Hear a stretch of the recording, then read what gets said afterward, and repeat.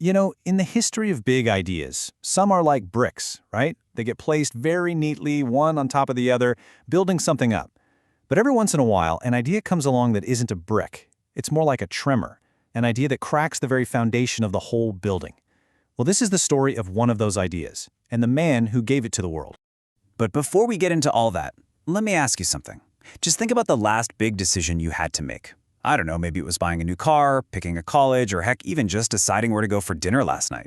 Did you really sit down and consider every single possible option? Did you calculate the absolute mathematically perfect outcome? Or did you just find one that felt good enough? You see, for the better part of the 20th century, the entire structure of economics was built on one very, very specific assumption about how you and me and everyone else makes decisions. And it was a beautiful idea, right? It was elegant, it was mathematically pure, it was powerful. And that big idea, it was the assumption that human beings are perfectly rational, that deep down, every single economic choice we make is the result of some kind of flawless, computer-like calculation. A simple idea holding up a massive building. For a while anyway. Okay, so let's really dive into this. To understand the earthquake, you first have to understand the building it hit. And right at the heart of that building was this mythical figure, the perfectly rational economic man. So what does perfect rationality even mean in this context? Well, in classical economic theory, it meant that all of us, the decision makers, are basically superheroes. We're omniscient, so we know every possible outcome of every choice. We're flawlessly logical, like a supercomputer, and our only motivation, ever, is to squeeze every last drop of profit or personal benefit out of any situation. I mean, just look at how wild these assumptions really were. To be this rational agent, you needed to have complete knowledge of every single alternative. You needed unlimited brain power to weigh all those options. Your personal tastes and preferences, they had to be totally stable, never changing. And of course, you had to, without fail, always pick the single, solitary, best outcome. It's a great idea for a model, sure, but does that sound like any real person you've ever met? So, into this world of perfect abstract theories walks Herbert Simon. Now, Simon wasn't your typical economist. In fact, he wasn't really an economist at all. He had a PhD in political science and was a true polymath, a pioneer in AI, psychology, organizational theory, you name it. He was an outsider looking in, which gave him a totally fresh perspective on the whole structure. And this right here is the absolute key. Simon's huge breakthrough didn't come from some new, complicated equation. Nope, it came from just looking, from observation. Instead of building theories about how people should act in a perfect world, he went into real companies and studied how people actually acted in our messy one. He swapped the theorist's armchair for a spot in the real world. And what he found was so revolutionary that when he eventually won the Nobel Prize, the committee spelled it out right there in the press release. They said he straight up rejected the idea of the omniscient, rational, profit-maximizing entrepreneur and replaced it with something way more realistic: people, whose ability to be perfectly rational is, well, limited. So what was Simon's alternative? What was his big idea? His whole revolution really comes down to two incredibly powerful concepts: bounded rationality and something he called satisficing. First step, bounded rationality. It sounds complicated, but it's a really simple, intuitive idea. Simon basically said, look, our ability to be rational is bounded. It's constrained. We never have all the information, our brains don't have unlimited processing power, and we definitely don't have forever to make a choice. Our decision-making has to operate within these very real, very human limits. So if our rationality is bounded, we can't possibly do that superhuman thing of optimizing, of finding the single best choice out of infinity. So Simon said, we do something else. We do what's actually possible. We satisfice. It's this brilliant mashup of the words satisfy and suffice. Think back to choosing that restaurant. You don't research every single menu in a 50-mile radius. First, you set an aspiration level, right?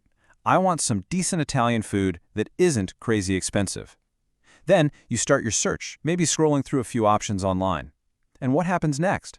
You stop at the first one that meets your good enough criteria. You find a match, you choose it, and you move on with your life. You satisfice. You don't optimize. And this comparison just lays it all out so clearly. The old-school classical model demanded this impossible, exhaustive search for the absolute best, which requires perfect information. Simon's model, it describes a limited search for the first good enough option, which works just fine with the partial information we actually have. One is a beautiful theory, the other is, well, it's reality. For decades, Simon's ideas were kind of bubbling up in other fields, like business and computer science.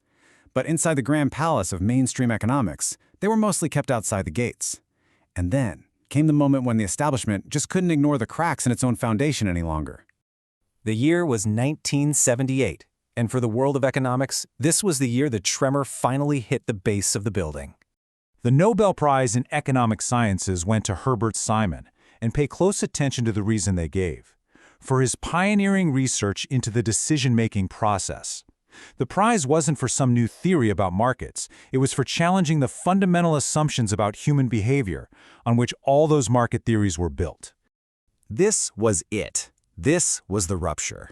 It was the moment the entire economics profession had to officially admit that its core assumption, the perfectly rational economic man, wasn't just flawed, but that a more realistic, more human alternative actually existed. The tremor had officially struck. So what happens after a rupture like that? You don't just leave the rubble, right? You build something new. Simon's Nobel didn't end a conversation, it kicked off a full-blown revolution. And let's be super clear here.